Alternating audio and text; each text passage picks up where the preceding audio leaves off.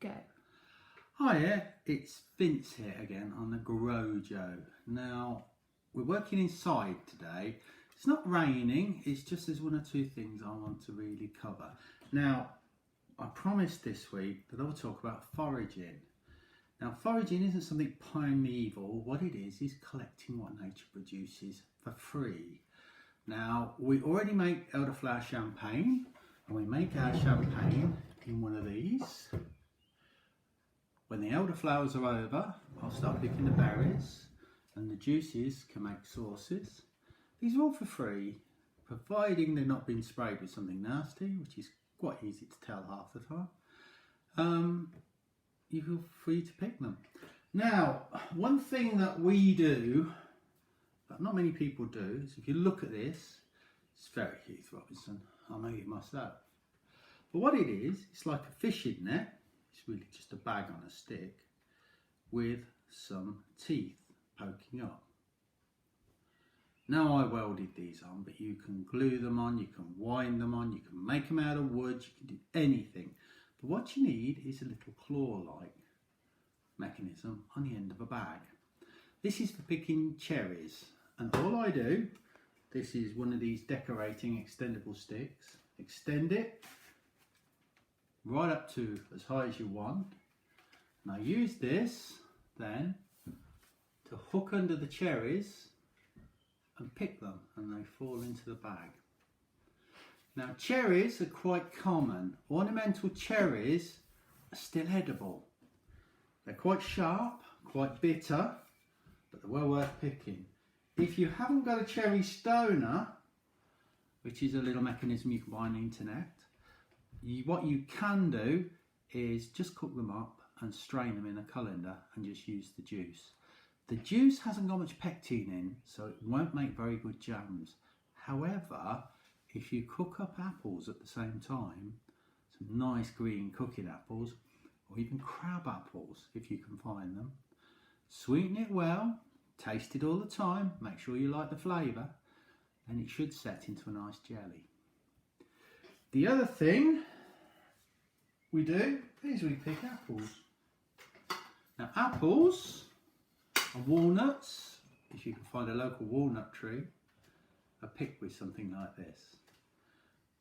All this is a load of, they look like tent poles. So they assemble together, make a very long stick with a string on it, and the string just activates a spring-loaded claw. When you get to an apple, close around it and give it a twist, it should fall off. It's nice to have an assistant with you who can put it in the bag and take it off the end, because these are quite long. Now, you can pick walnuts. Walnuts are good for pickling. You can pick cherries. Cherries are quite obvious what they are. You have to be quick with cherries. It's no good seeing a lovely bunch of ripe cherries and going back the next day. The birds will have them. Not only that, the birds have them and drop them all over your washing as well. So you end up with streaky washing.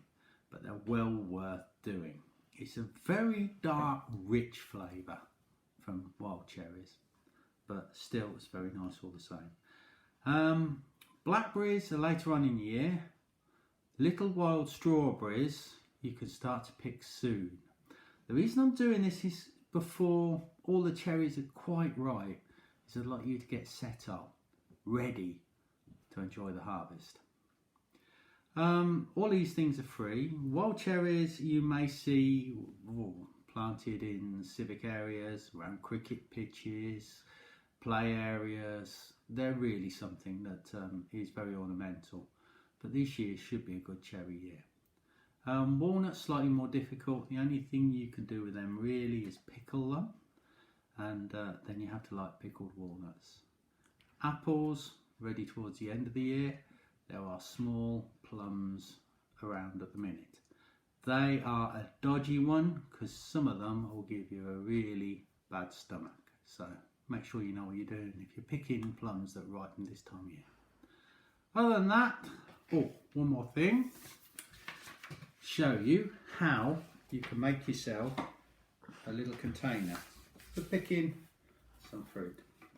So, fold a piece of paper in half like that. I'll do it quite quick because you can always go through this video several times till you get it right. Fold both sides in towards the centre. Fold the corners down.